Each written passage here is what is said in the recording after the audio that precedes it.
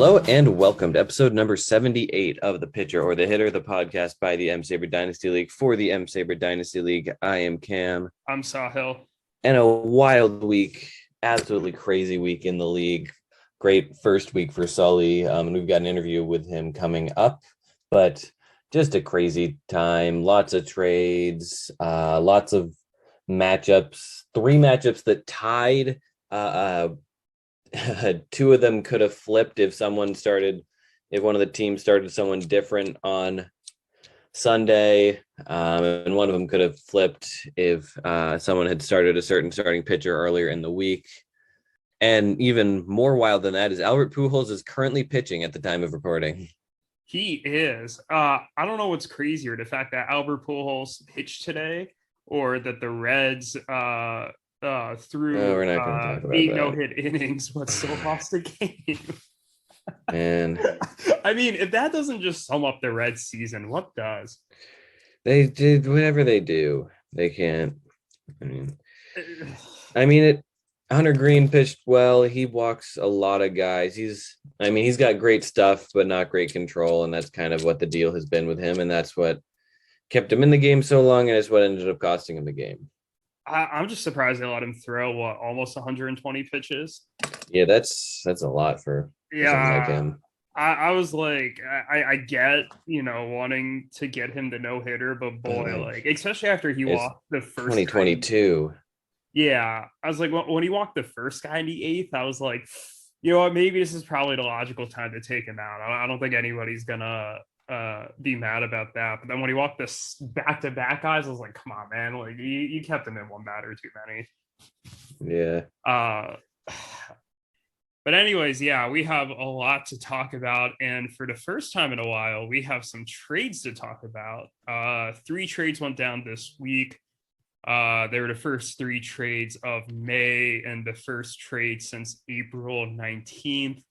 Do we want to dive right in? Yeah, let's dive right in. This first trade. This was one of mine. Yeah.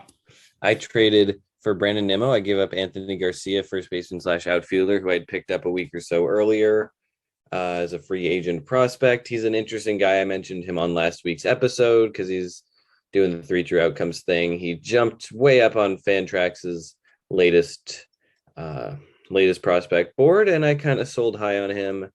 And I know you were surprised that was the price for Nimmo, but I personally think Nimmo is a perfect fit for my team. I'm feeling like I could be doing a lot better in on base percentage, and he's when he's healthy, he's a guaranteed 380, 390 in that category. Yeah, it's kind of weird to me that you're not doing so well in OBP this year, because that's been one of your calling cards, although offense has been down kind of across the league. I thought this was a kind of a perfect fit for you. I think Anthony Garcia has some potential. I've heard some hype around him. I think he's an interesting prospect. I see why Alex and Zach like him. I wonder if he could have advertised Nimmo and gotten a little more. That being said, I don't know if Nimmo necessarily is going to be somebody that he misses a whole lot. He seems more like the perfect kind of complementary piece to a contending team like yours, as opposed to someone who I felt like was a building block for a team that's more on a rebuild like them. That's also true. Yeah, I think maybe they could have gotten a little more value. I think that, for example, last year when I traded Nimmo to them, I got Raisel Iglesias. I'm not saying they would have wanted to get somebody like Raisel Iglesias, but I think like Raisel Iglesias, especially at that time, had more value than Anthony Garcia. And I think you could argue that Nimmo's value has gone up because he's now leading off for one of the better offenses in the league. So, get those runs. Yeah. In the big scheme of things, I don't think it's it's a huge deal for them. But I think Nimmo will be a really useful piece for you as the season progresses.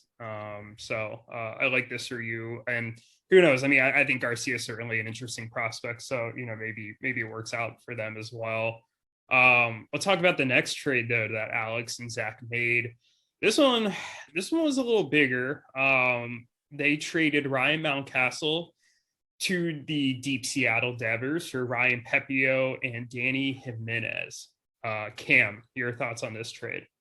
Yeah, I don't really have a ton of thoughts. You're the Orioles fan, so you know Mountcastle, but it sounds like he's not a guy whose ceiling is much higher than what he's already producing, right? He's not going to really be able to get on base enough to make himself valuable. Where I've seen a lot of Ryan Pepio hype, particularly recently. I believe he just got the call.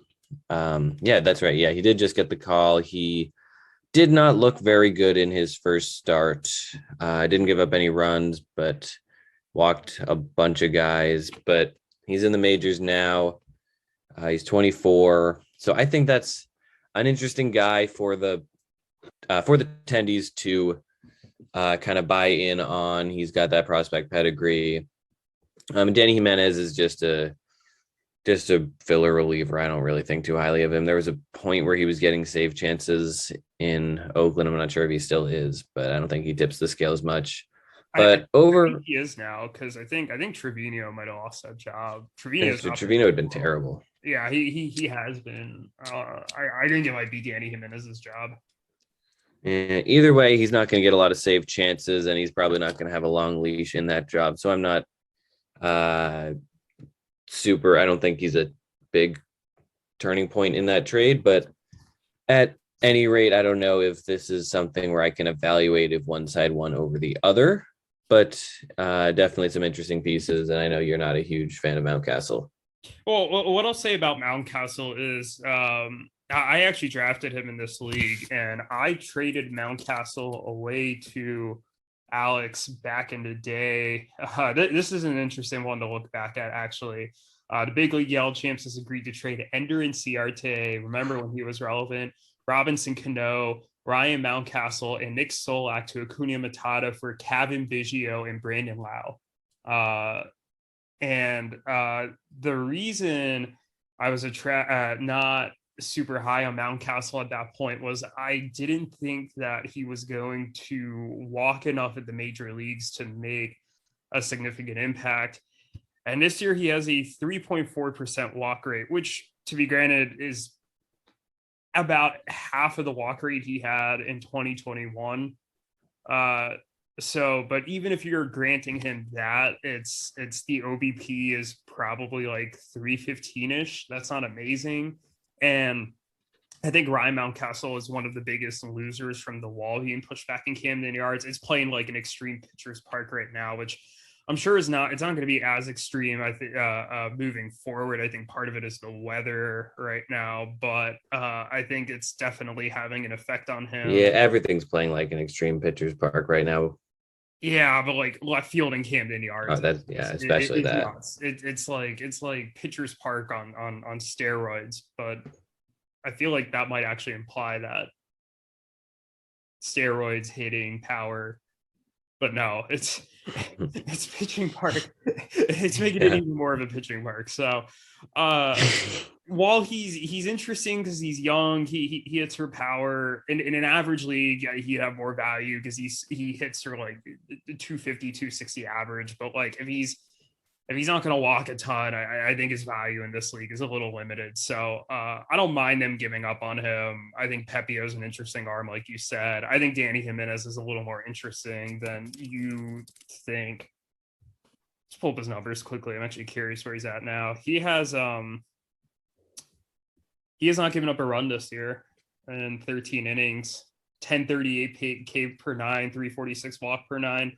I'm not saying he's going to be anything, but like, you know, if he's getting saves, I'm sure Alex and Zach can flip him for something usable down the road. So that's true. I guess, yeah, he could be a trade piece in the future. Yeah. But you want to discuss this next trade here? Yeah, let's talk about the next one briefly. Zach Greinke was traded for Adam Frazier. This trade involving the Crone Zone and the deep Seattle Devers, who have traded away one of their Seattle Mariners. It's a little bit sad, but this isn't a super important trade, but it was just kind of interesting. Both a little bit of a sell low on both guys, but if both teams agree that this is a type of guy who fits the other team more, then by all means, go for it. Greinke's been pitching well, but it doesn't look particularly sustainable. But if that's a hot hand you want to ride, and Adam Frazier will hit a lot of singles, and if that's something that the Crone Zone needs, then you know what, that's cool. Yeah, I think you hit the nail on the head here. I don't have much more to add to it. I think the one thing I think is a little interesting about Frazier is just the fact that with how thin the bat market is right now, he's at least a steady option. But like I don't really think this trade moves the needle. What this trade did allow me to do actually was go back at the history of trades involving Zach Greinke, and I mean, oh my god, there are some insane trades involving Zach Greinke. Yordan Alvarez, Luis Gohara, Cal Quantrill, Bo Burrows, Julio Pablo Martinez, a first-round pick and a conditional pick was once traded for Zach Greinke, Chris Archer, Chris Shaw, and Jorge Mateo.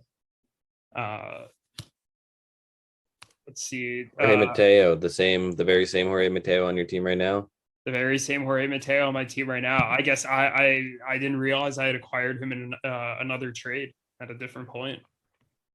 I had a vague recollection of owning him before this, but I didn't know it was from that trade. But there's I'm not going to read all of the trades here, but that one was the oldest one. But you ever get bored, go back and read the Zach Greinke trades in the spreadsheet. There's some interesting ones. Yeah, there's 6 of them. Yeah, there's 6 of them now. This is by far the most boring of the 6. But yeah, the other 5 were a lot more interesting. That's going to do it for the trades. Is there anything else you want to say before we get into our interview? No, just we're about to go away for a little break and come back with an interview with Sully. It was a really great interview. And with this being Sully's first week in the league, great week for him. He got his first result. It was a tie against Andrew, which wasn't quite what he was looking for. But either way, I think he's been great for the league, just in terms of the chat, because it has been going off all week, and that's made the league a lot more fun. Yeah, I will say, I feel like every time somebody joins the league, it kind of gives it a fresh new energy and kind of injects a different personality in there. And, not that I don't think we don't already have a great group of personalities in there and a great group of people, but it's always fun to have more. I think we've all wanted Sully to be in this league for a while, so I'm happy that we got him on finally. And I think he and Zane are going to do a great job running EBO. So we obviously had a lot more to say with Sully. That'll be coming up. And yeah, without further ado, here he is. It's such a shame I told you anything. You're so good, yeah. You'll keep it to yourself. I say no. Don't say my name. I say no. All right, we are back now. And we are joined by a very special guest. Sully Tomich is here, newest member of EBO, newest member of the Dynasty League. How are you doing today, Sully? I'm doing all right. I'm glad to finally be here. It's been too long by my own admission. Yeah, I mean, that's honestly was my first question, was just like, I think we have all been clamoring for you to join the league for a while. I know that Erik has asked you several times. I know that I have suggested to Erik many a times, like, you need to push Sully to get into the league. Like, what's changed now that like really wanted you to get in here? I don't know. It's just, I guess, for a while when Erik was asking me, I was trying to figure some stuff out in my life. And then, I just didn't need another thing on my plate, I guess. But, I've got a stable job now. So I'm like, my life's a little more simple. So, I have time to take it all on and, try something new that, I was kind of scared to do before, to be completely honest. But now that I'm, in it, I've only been in for like 2-3 days, and I already love it. And I regret not doing this earlier. Yeah, no, it's a great league. We all love it. I mean, what other leagues have a podcast dedicated to them? But you've been in the chat we were talking off air, maybe 2 years or so at this point. So you've kind of been looking around. How much do you know about the league already? And how much were you paying attention before you joined? And what do you know and what questions do you have? I mean, I would pop in every once in a while just to kind of see, how, just how it kind of operates. And, but I didn't pay as much attention as I would have liked to, because like I said, my life was kind of crazy for a while trying to figure stuff out. But now, I mean, I'm just kind of, studying everyone's team just to kind of see, the strategies of everyone, try to figure out just, how the tendencies of the other teams, so I can figure out, how people value other teams, their players for trade, and whatnot. Honestly, 95% of my time so far has been trying to negotiate trades. I'm coming in hot. I want to make a name for myself. You know what I mean?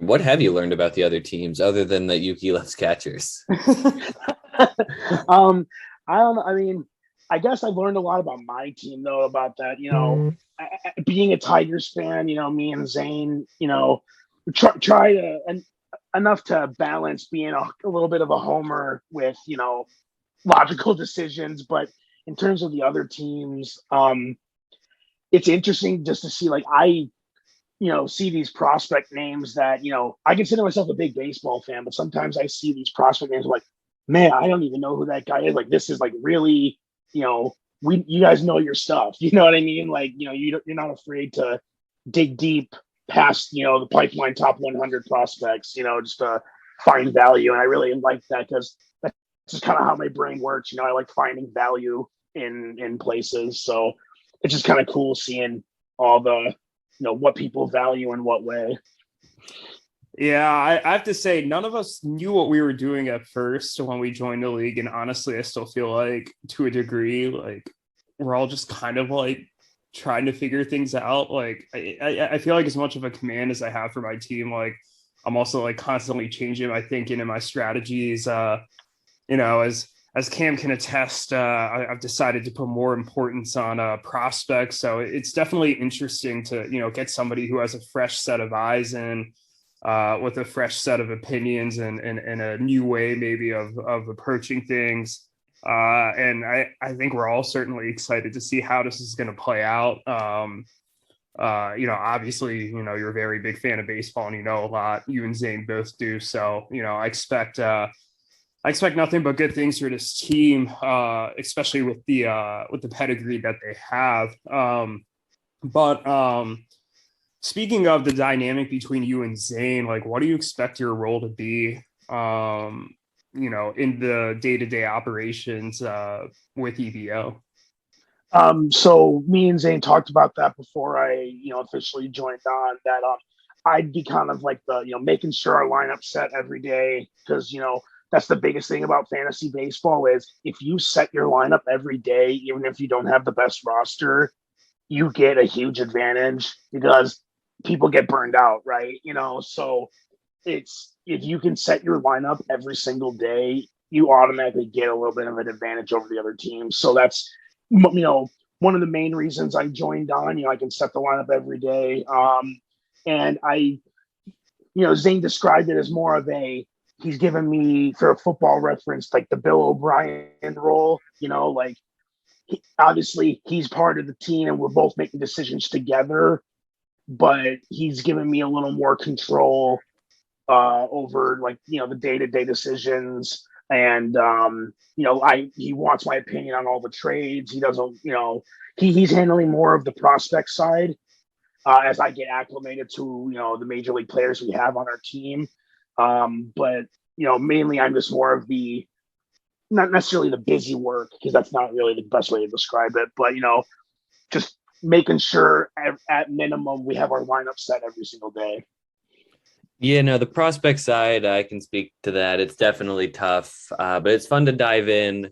And a lot of the time when you see someone picking up a guy that you've never heard of, you can almost guarantee that whoever's picking him up hadn't heard of him 10 minutes ago. They just had an empty spot and were looking for a guy. Yeah. Yeah, I definitely agree with that. The number of guys I've picked up and I'm like, oh, I've read one article about him and I'm like, he sounds kind of interesting. I guess I'm picking him up now, and now I'm just gonna overhype him for the next like 3 months until I either cut him or trade him for a big gain is super high. So I definitely feel you there. The prospect game is hard. It makes no sense at all. But sometimes you get lucky. So as Zane did, Zane was the one who picked up Wander Franco, right, Cam? He was, yeah. He He beat me very by a very small amount. He beat me to the Fangraphs article into their top 100. I would have, man, could you imagine? God, yeah, that would have changed the league very drastically. One of the many like what ifs in this league. This league is full of what if moments, but yeah, no, that's all the questions I had, Cam. Is there anything else you wanted to? Yeah, so I guess we haven't really talked about what your thoughts on the team are. What do you think about your roster, both major league and minor league, Sully? What do you like your team? Do you think you have a good group? And how do you, I know they're 0-4, but how do you see them faring the rest of the season?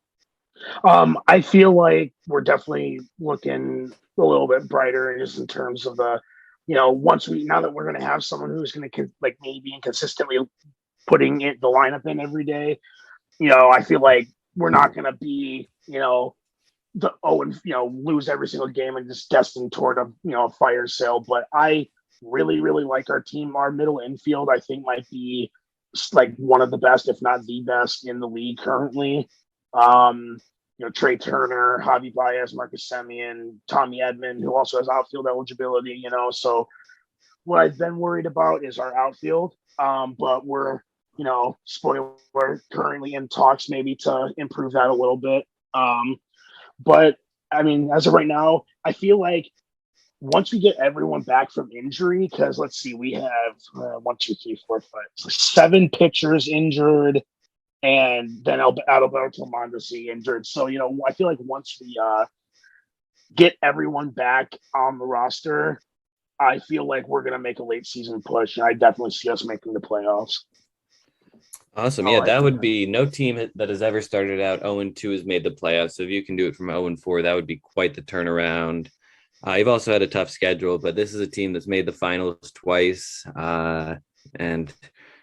Or if you're not ready to rebuild, then they're not going to rebuild. But what do you think the long term? So this is kind of short term for this year, but what do you think your long term plan is with this team? Long term, I mean, we have a lot of really good prospects looking at the list, but a lot of them are, low A rookie ball. Then we have Frank Mazzucato, who isn't, I don't even know if he's even pitched yet. Frank Mazzucato.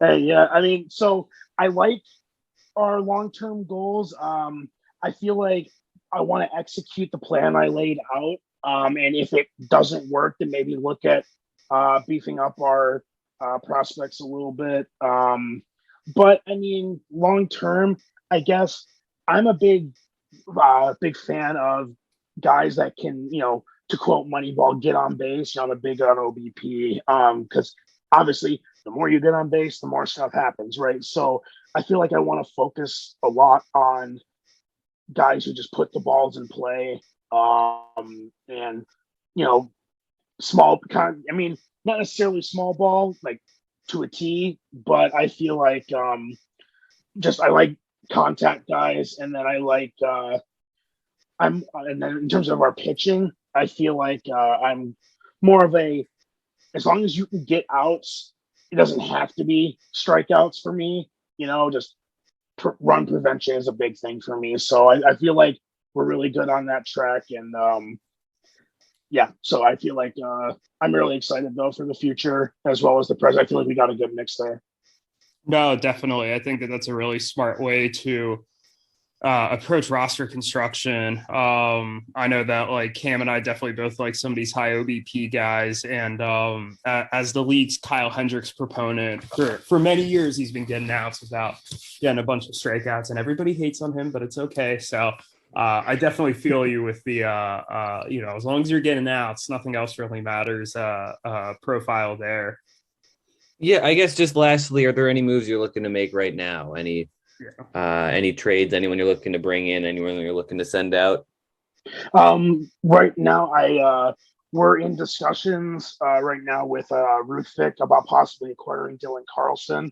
We're still, still working out the details there, but we've made a formal proposal. Just kind of waiting on Ruthvik's response, but I think we're on the verge there. I know Andrew asked if we wanted some of his outfielders, but no one really jumped out at us because they're kind of more of like a fifth or sixth outfielder kind of players. So there's that, and we're really excited about Spencer Strider, from the Braves.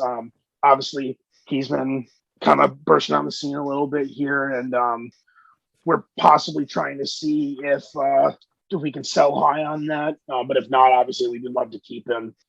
And then we're also kind of trying to gauge our value of veterans who had pretty good years last year, but are off the slow starts. Just kind of gauging the market there, not necessarily even to make a trade right away, but just to kind of gauge the market to see how we want to approach this in the future. But right now, our main focus is improving our outfield with Dylan Carlson and possibly one more outfielder from Ruthvik.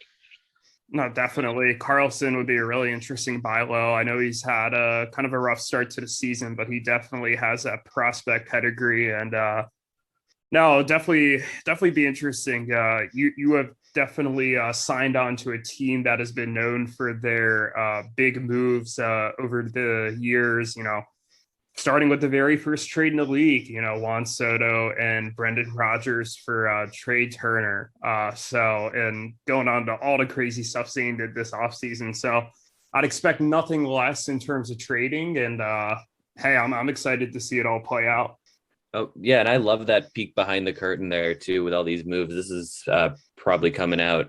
We're recording this on Wednesday. This is probably coming out next Tuesday. So it'll be exciting to see which of these moves actually do happen or what completely out of left field ones happen by the time it comes out.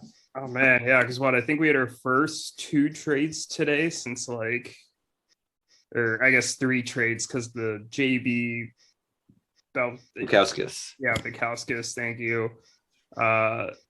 Player to be named later also happened, but that was our first trades in May, first trade since the Huascar Ynoa trade on April 19th. So maybe we're gonna get started with a little bit of a trade push. See, last year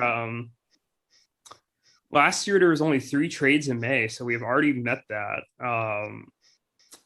And one of the trades was a Kyle Freeland for a bunch of conditional picks trade. So I don't know if we really count that, but man, yeah, I love my conditional picks trades. That was how I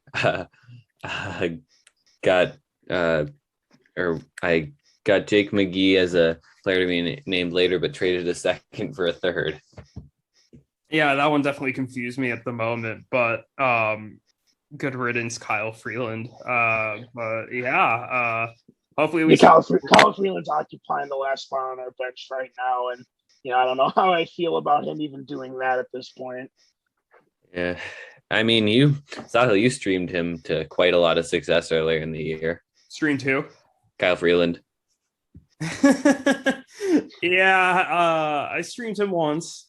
I mean, my only loss of the year, but he no, this was against Yuki. So I tied Yuki, but he was playing the Reds, so it doesn't count. True. Yeah, it's what are his numbers this season? Kyle Freeland, 1-3, 3.94 ERA, 1.38 WHIP. That's actually better than I would have guessed. Yeah.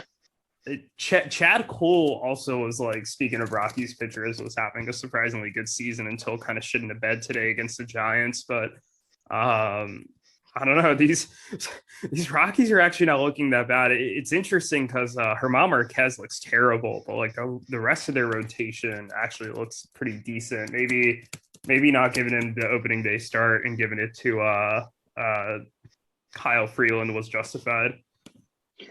Yeah, I mean, if you need to know anything about the Rockies, they gave up 13 runs to the Tigers. So, I mean, that's kind of all you need to know about their starting rotation. Oh no. Oh no.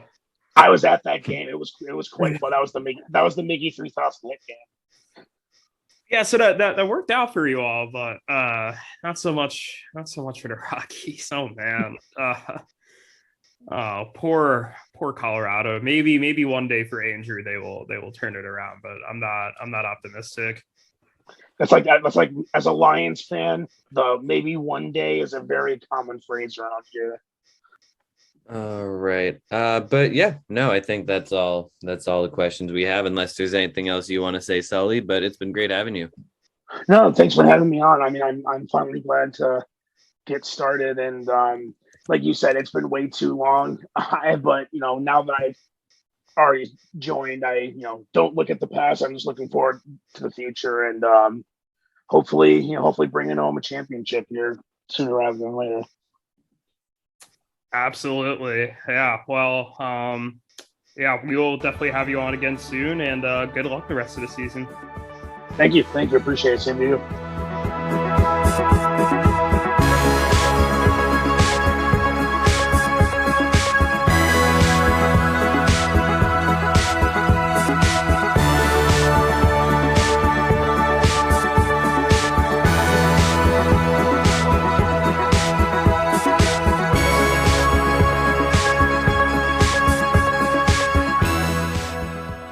All right, we are back now. Once again, thank you to Sully for that interview. And that's a good transition into the matchups. Let's talk about that first matchup between EBO and the Crone Zone. This is a 5-5-2 tie, adding into, as Zane just said in the chat, EBO's tie legacy. This is one, well, first and foremost, let's get this out of the way real quick. EBO retained the loser's belt. But the Crone Zone has broken. This is a record we've kind of had our eyes on for a little bit. A couple teams nearly broke it. Andrew has officially gotten the worst OBP in a single week. Congratulations, 255. Oh man, what was the record before? It was 258. 258. Yeah, by Moneyball week 5 of the first season, 2018. Yeah. This is one Andrew rallied a little bit towards the end. He was at like 204 or something on Thursday. He put together 283 on Sunday to boost his numbers, 289 on Saturday. So he was slowly clawing his way up, but just didn't quite have the signature day to get himself out of record-breaking territory. Yeah, this was rough. I mean, kudos to him though for like sticking in and still tying despite that. It's actually kind of crazy how close some of these categories ended up being. So what they tied in home runs and quality starts, there's only a 5 strikeout difference.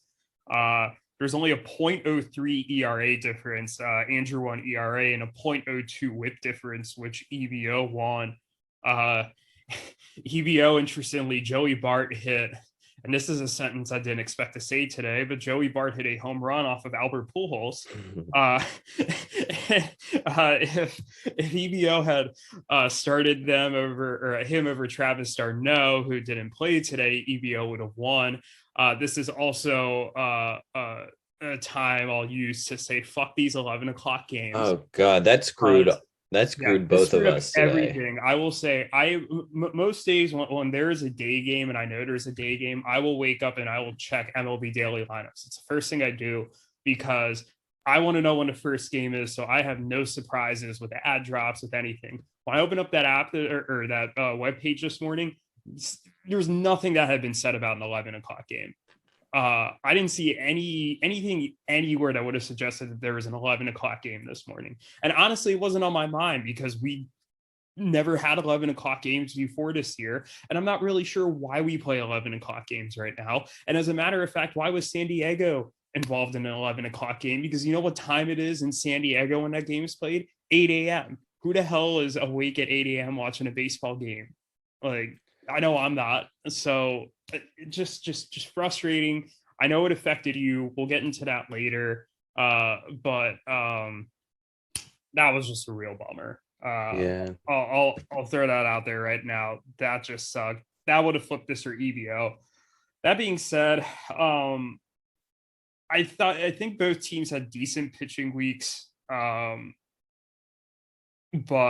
really just these offenses just really lacked this week. This is kind of with Andrew, we kind of talked about this where he has a lot of young players on his roster. He's going to kind of go through some of the ups and downs with this. But I think he's been pretty solid overall this year, and with his 2-2-1 start, I think EVO is to be a little disappointed. But as we just talked about in the Sully interview, now that they have Sully, I think things are going to be looking up for them.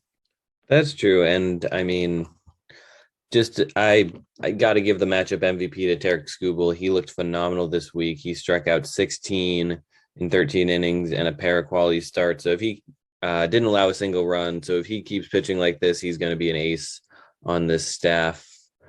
So he was great for them. I also think, despite the 255 on base percentage, Andrew did not really have a bad week.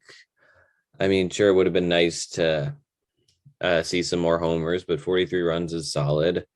The ERA was decent. Not a bad week at all, especially considering how bad he was in one specific category. Yeah, I think OVP and WHIP were really where it was at, and this is just because I don't understand how this works. But like, I'm gonna complain about myself here for a second. My OVP was 85 points higher than Andrew's, but I had 7 less ribbies than him.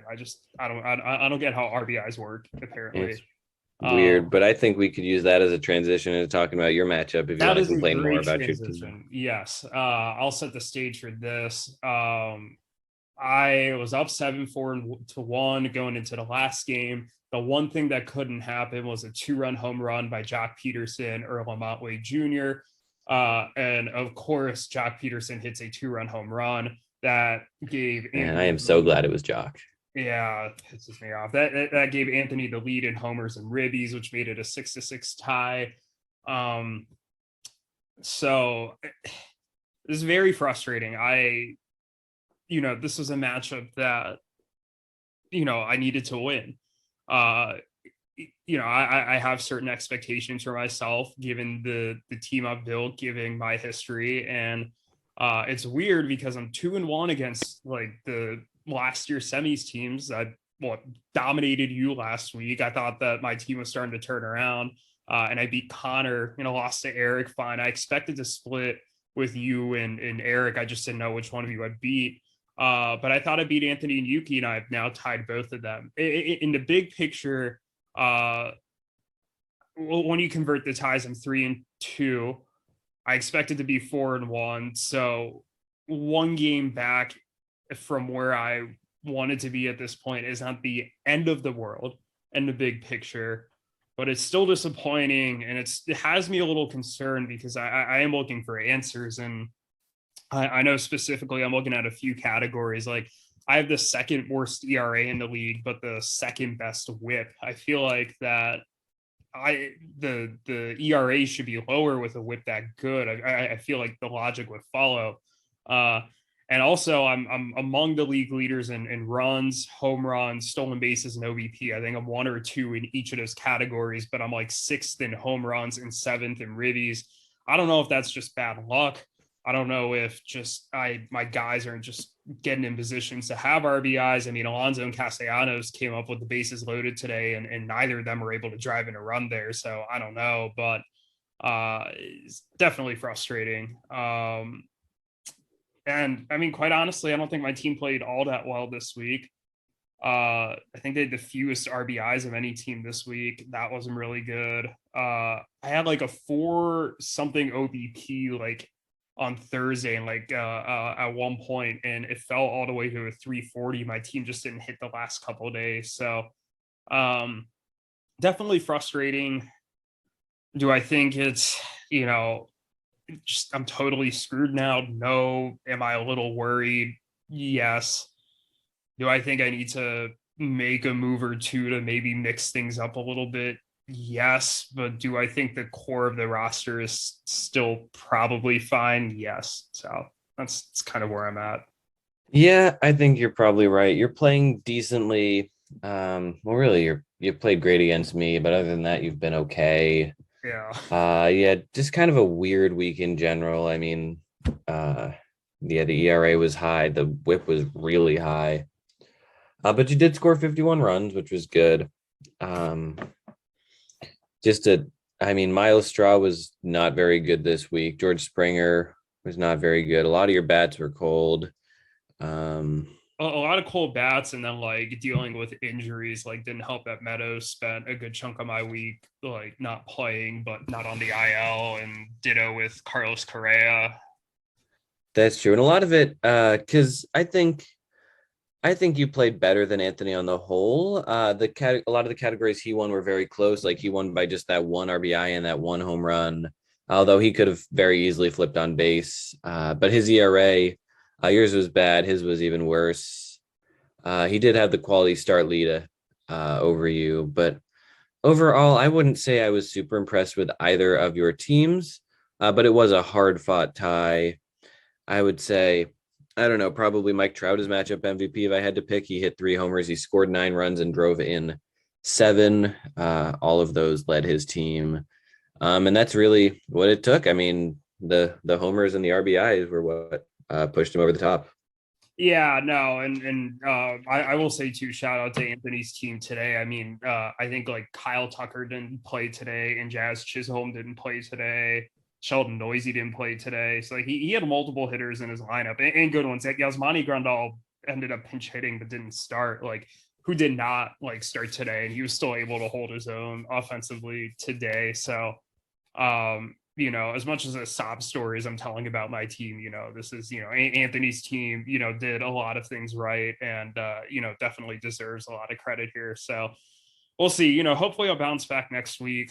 I'm feeling I don't know how to feel right now, but I hope I bounce back. And I think for Anthony, very good for him to get a tie. And is it safe to say that maybe he bought himself a little while longer to see if he can, stay competitive this year as opposed to maybe just kind of entering the tank mode?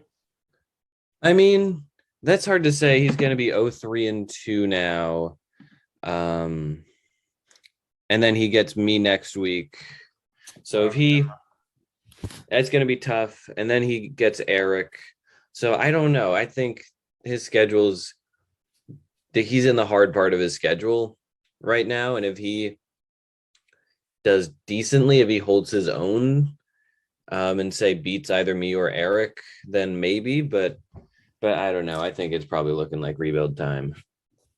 I think you're right. But I wouldn't be surprised if he starts trading off some pieces in the next few weeks. He definitely has some older guys who I think would be quality trade candidates, but we'll see. You did mention your team though, and you were the other team that tied. This one I kind of alluded to earlier, that this 11 o'clock game messing with everyone. If you wanted to explain how that hurt you. Yeah, so basically my team has been kind of decimated lately. I've felt really like I haven't had much depth, especially with Kelenic being in AAA and me having nowhere to put him. So I have kind of been streaming bats a lot lately, particularly bats against the Reds. I don't know who I would have streamed, but I've just kind of been streaming a lot of people. I had my 8th pickup lined up for today. I think I used all 8 each of the last 2 weeks. But I didn't feel the need to check my computer until 12:30 because I don't know, I was away and I was busy and I slept kind of late. And Yeah, to my surprise, to my surprise, there was a game that was already in the fourth inning. So I couldn't do anything with my lineup. I couldn't add a guy. So that was a real bummer. And I was up, I want to say 7-3-2 at this point. And I was feeling maybe a little too confident throughout the week. At a lot of times, feeling like I was the better team, like I could beat Connor. And in fairness, it looked until the very last minute like I was going to. But Paul Goldschmidt hit 2 doubles in the late game to flip that category in Connor's favor to make it a 5-5-2. And there were a couple opportunities I had. I left a Harrison Bader stolen base on my bench today, which this one's not my fault because he was listed as day-to-day yesterday, and I couldn't get him into the lineup. He wasn't announced as playing until after all the other matchups had locked, and there wasn't a spot in the lineup for him. So that's just kind of tough luck. But on the other hand, I left an Aaron Loophole on my bench, which would have flipped that. I was Friday, I think. And that one, there's no defense because I don't know why he wasn't in my lineup to begin with. I couldn't tell you. I must have subbed him out on accident, thinking I was taking out a starter to put a starter in, something like that. But that would have flipped the matchup in my favor. That was devastating. But overall, I think both of our teams played tremendously. This was a hard-fought tie. We had 2 of the best offensive weeks of any team. I had 65 runs, which I believe is the regular season runs record. As far as I can tell, I'm not completely sure, but I think it's the regular season runs record. No, 71. No, that was in the playoffs. Regular season. That might be. We would. Yeah, we'd have to figure that out. But yeah, my God. Yeah, and I mean 6 stolen bases. I needed every last one of them, and it would have been nice to have that 7th. But stealing 6 bases and needing each one of them to tie is something that's new for my team, and I'm glad. I needed every last strikeout. I got paddocked at one point, so it would have been nice to have another quality start.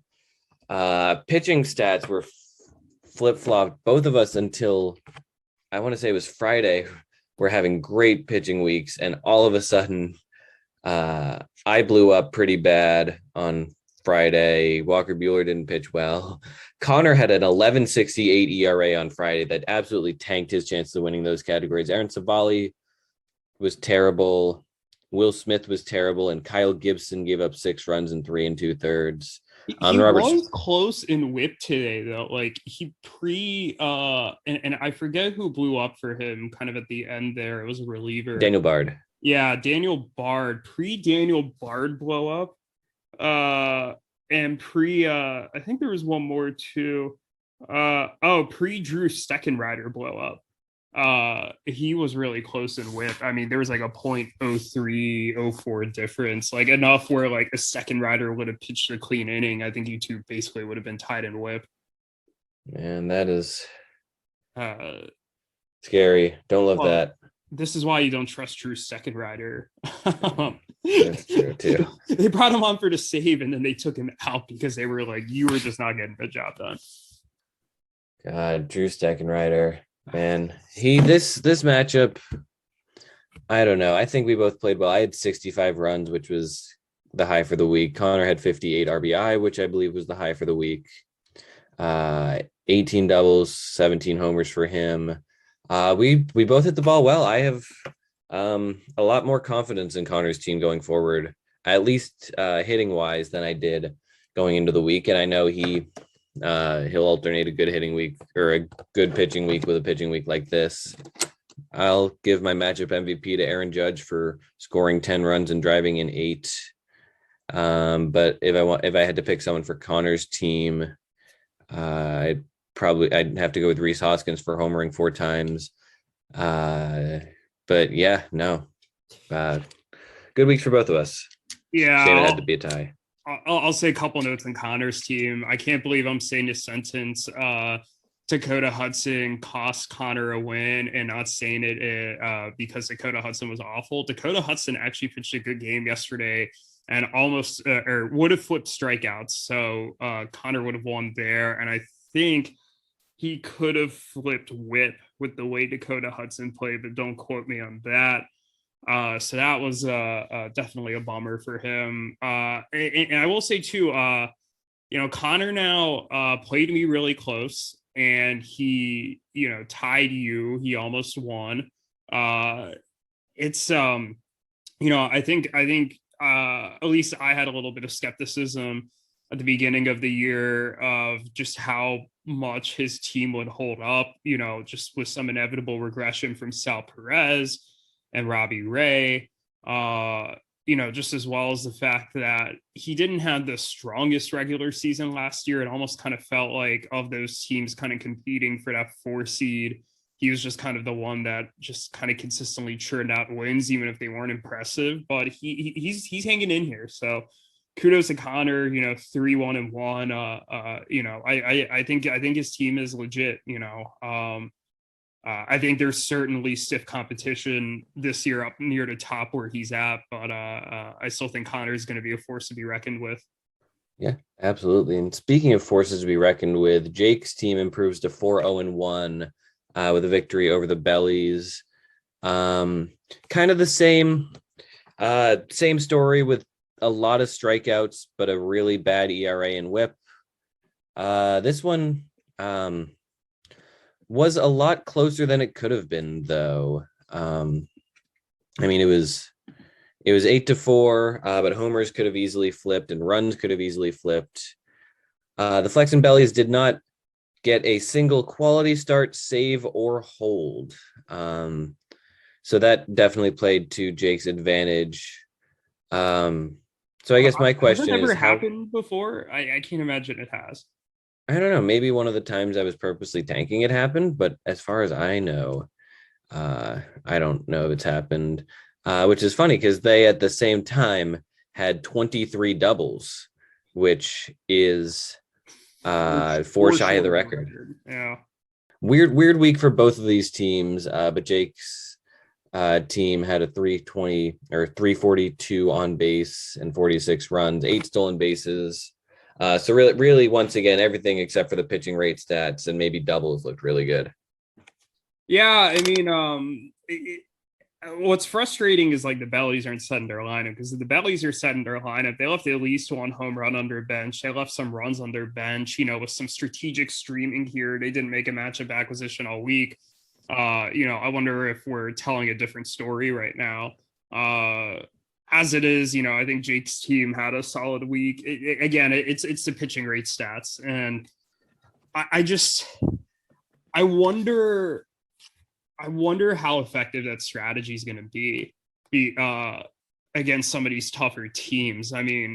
Because I take this matchup with Erik aside, because we all know Erik broke the quality start, or tied the quality start record that week. That was just a bonkers pitching week. But when you have teams that can not only put up the quantity but the quality with the ERA and the WHIP too, I wonder how that's going to play. Where you might need to win all those categories to be able to win a matchup against some of these better teams, whereas you can afford to essentially punt ERA and WHIP each week and not really worry about it. So I'm a little curious to see how that holds up. I think you could argue that they have had maybe not the easiest schedule because they played Erik, but certainly one of the easiest schedules so far. They've played 4 teams that didn't make the playoffs last year, and I think 2 teams who we could argue, or I think you and I both had them 12 and 11 in our power rankings before the season. So they have a couple more relatively easier weeks. They play EBO, they play Ruthvik again before they play Connor and you in back-to-back weeks at the starting after Memorial Day weekend. So I'm interested to see how they do against tougher competition. I am too. This is a team. They're tied for that number 1 seed still. They very nearly could have been the number 1 overall seed right now. But yeah, no, excited to see them. I know they played well against Erik, so excited to see them play you. Less excited to see them play me. Yeah, no, I definitely think this is a very talented team. I think, we talked, I forget if we talked on air about it a couple weeks ago or off air, but like where we would rank Jake relative to Connor. And I certainly think at the moment it's like a 4A, 4B situation where I just have to give Jake's team the benefit of the doubt for how they've been playing so far. Even against the quality of the match, the quality of teams that they've played against, where I just think they've been playing really well overall. So, I kind of have to put them up there, kind of on that same tier with Connor. Well, what if I told you that Connor would have beaten Jake 5-4-3 this week? I mean, I still think it's 4A and 4B. I think Connor is the A in that scenario. Like, I think he's like ever so slightly better, but I don't know how much of a difference there is. The problem is just like for every like great, like, Connor was impressive this week, but he'll also have weeks like he did last week, which just felt very blah. And he just wasn't really able to, I think he won last week, but it wasn't pretty.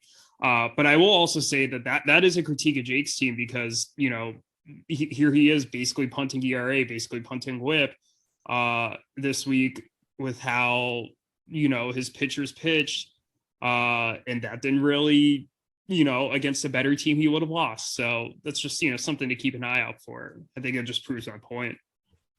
Mm-hmm. No, that's certainly reasonable. I don't think I picked a matchup MVP for this week. So how about, I'm not sure a ton of these guys played super well.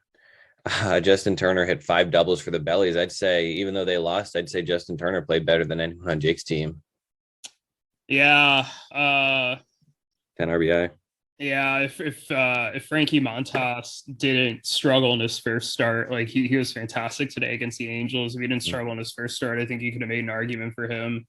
But yeah, there's not too many guys on here that I think like really stood out to me.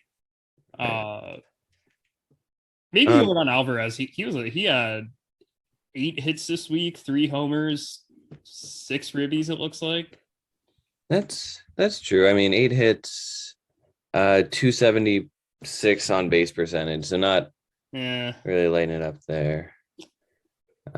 Anyway, yeah. 2 matchups to go though. Let's talk about the one that was a little bit closer. The Deep Sea Devers defeated Moneyball 7-5. Weird matchup for both teams. I want to say that the Devers, their 363 on base was the best of any team. They also struck out 85, which was the best, but they only hit 6 homers, and the 2 teams combined for 14, which was the same number that I hit by myself, and Connor hit 17 by himself. So that's weird. It's like, I feel like these teams, they both did really well in a couple categories and terrible in others. Yuki's the same way. He had a good on base. His pitching rate stats were great, and he stole 13 bases, which is close to the record of 15. And I think that 15 was the first time anyone had broken like 11.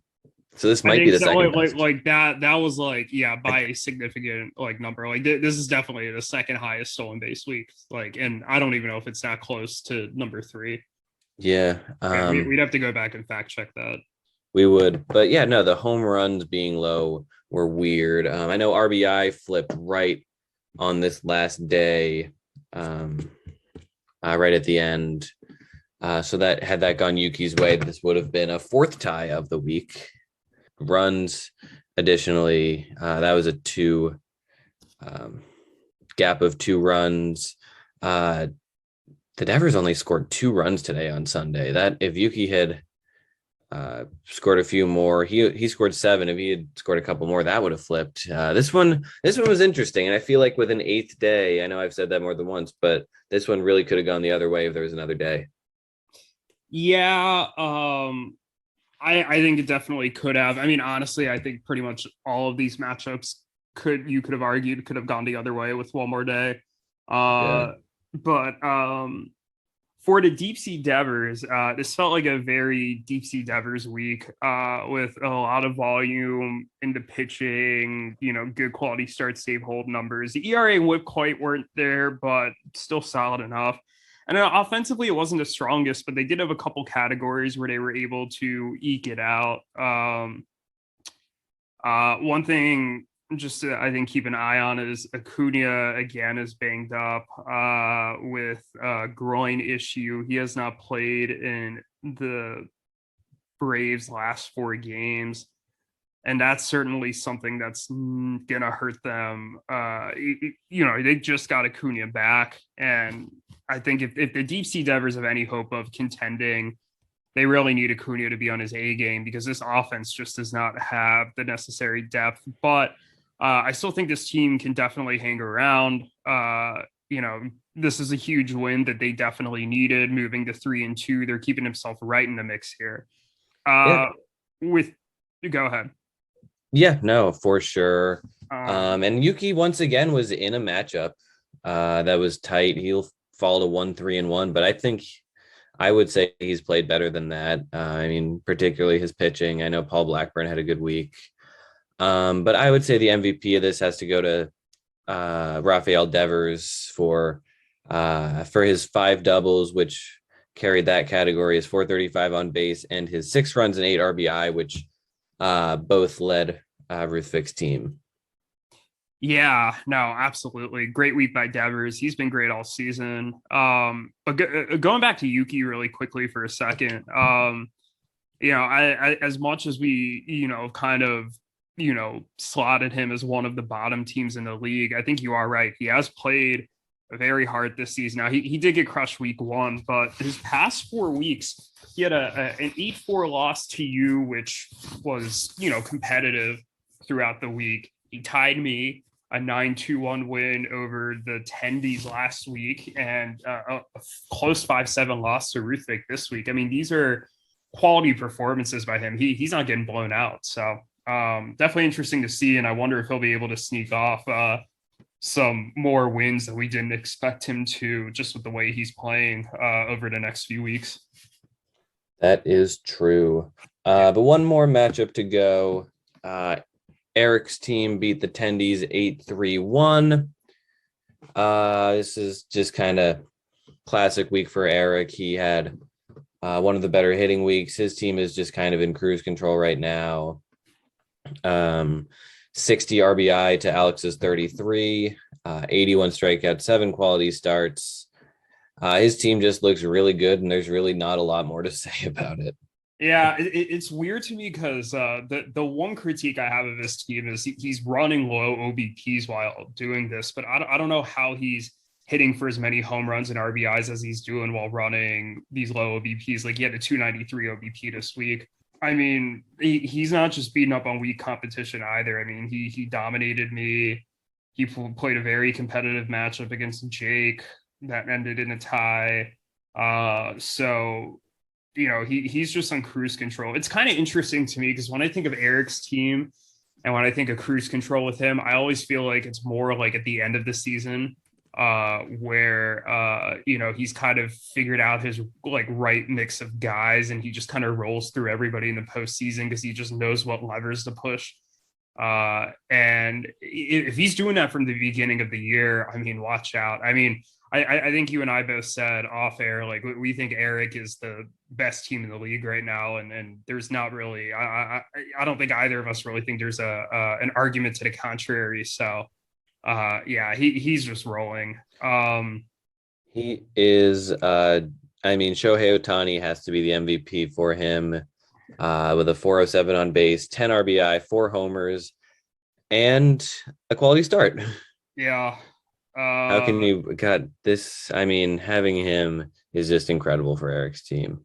Can I say too, having Aaron Ashby's got to be nice. He pitched 4 shutout innings today with 8 Ks to get a save. That's nuts. That is wild, man. I saw him pitch for the first time a couple weeks ago when he was facing the Reds. He has some serious movement.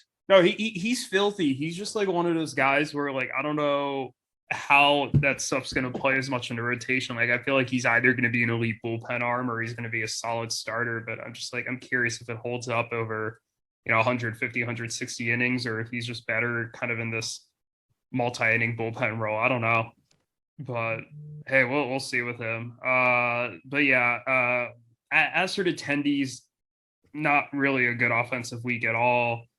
Kind of a below average pitching week too with the ERA and the WHIP, although they were able to get saves and holds.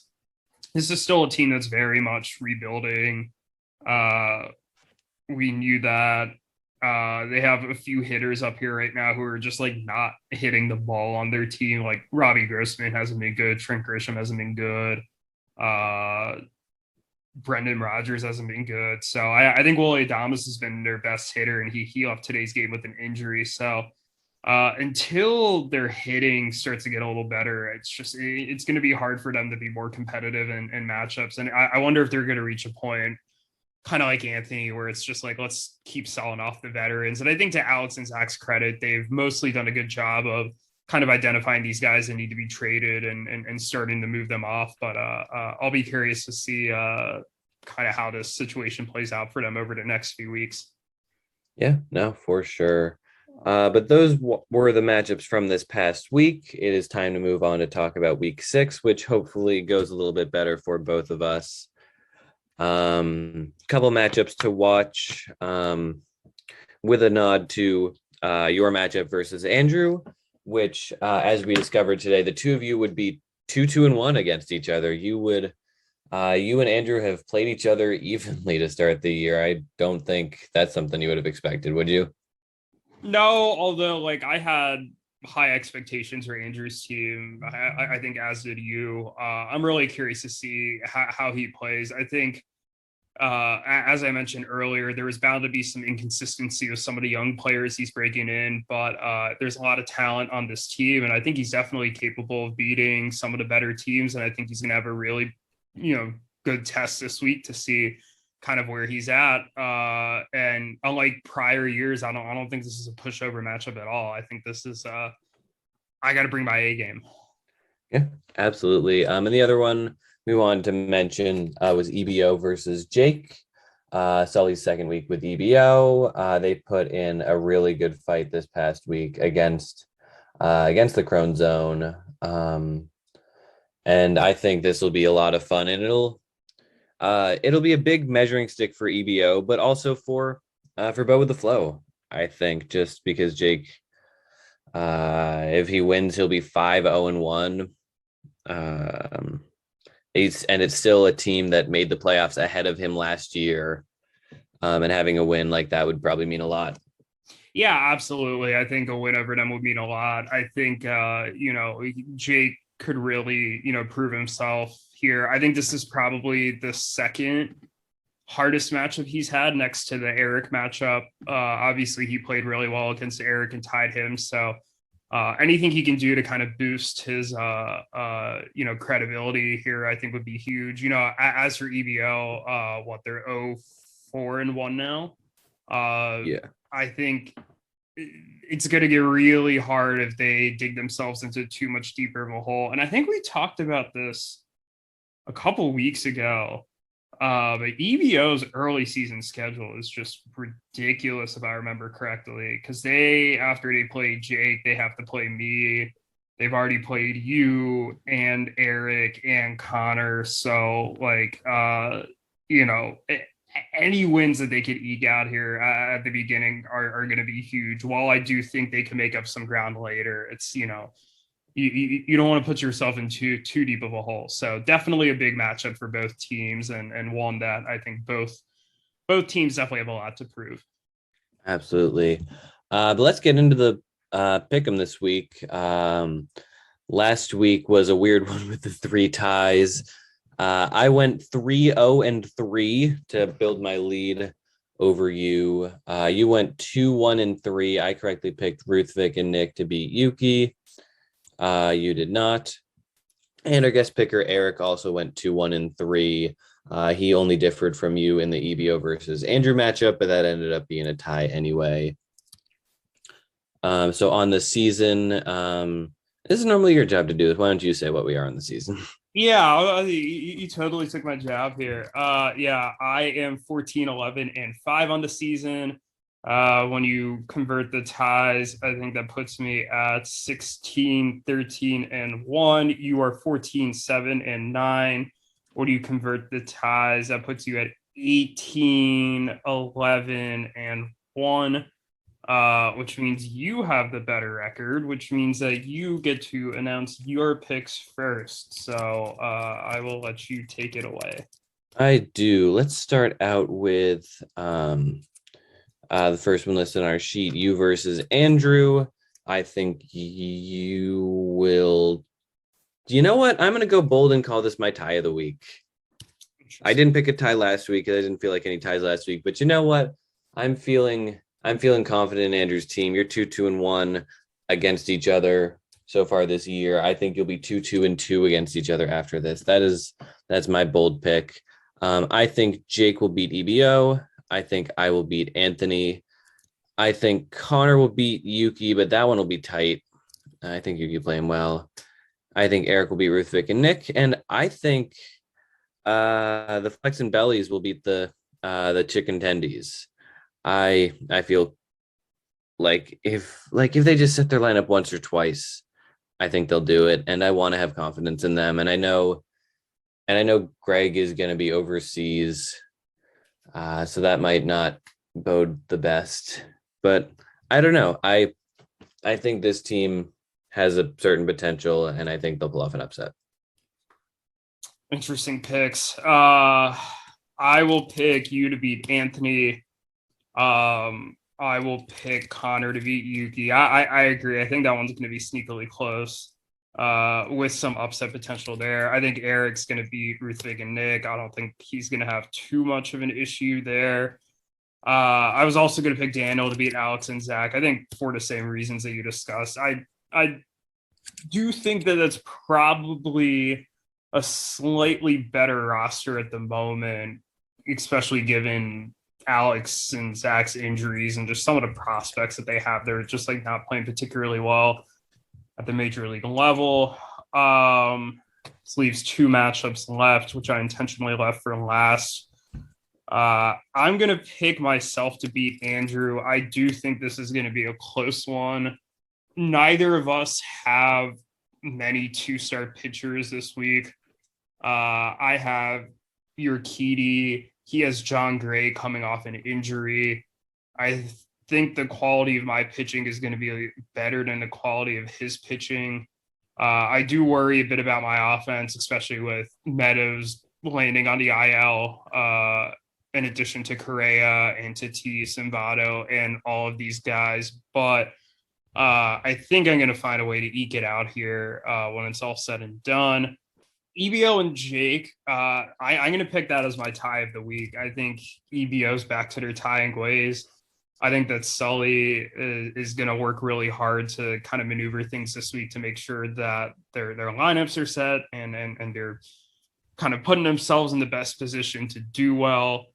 While I think they're going to tie, I think both teams are going to play very well this week, and I think that they're going to prove that they're both, that Jake is a solid team, and that EBO, it can still be a force, even with the slow start to the season. So, that's my tie of the week. Right. It's funny that you call it your tie of the week when this is the first time all year you've picked a tie.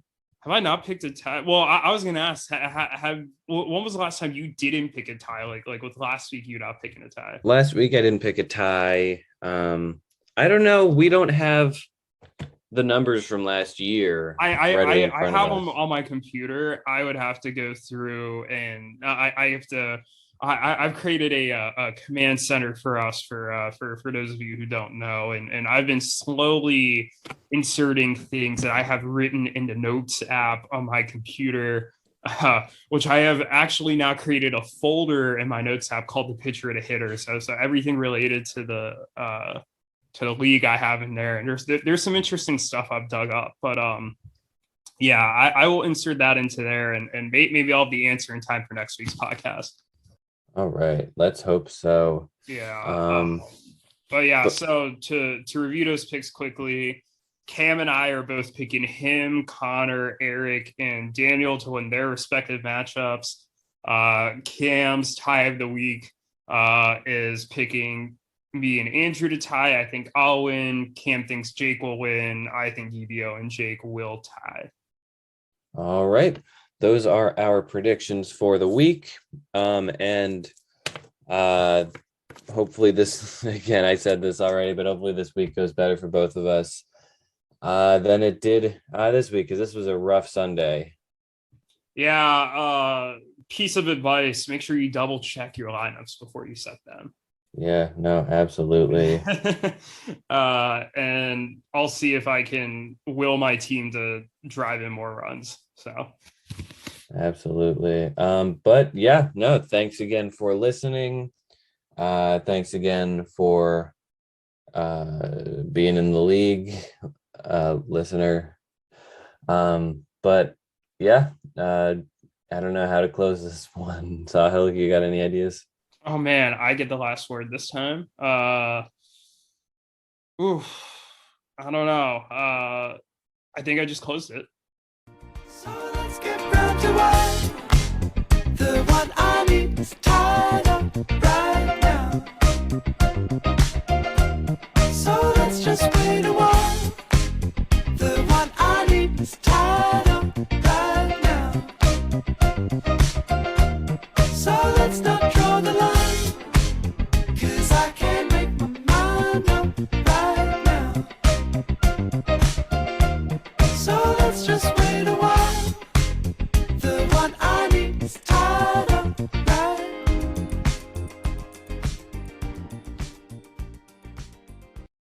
This podcast is good.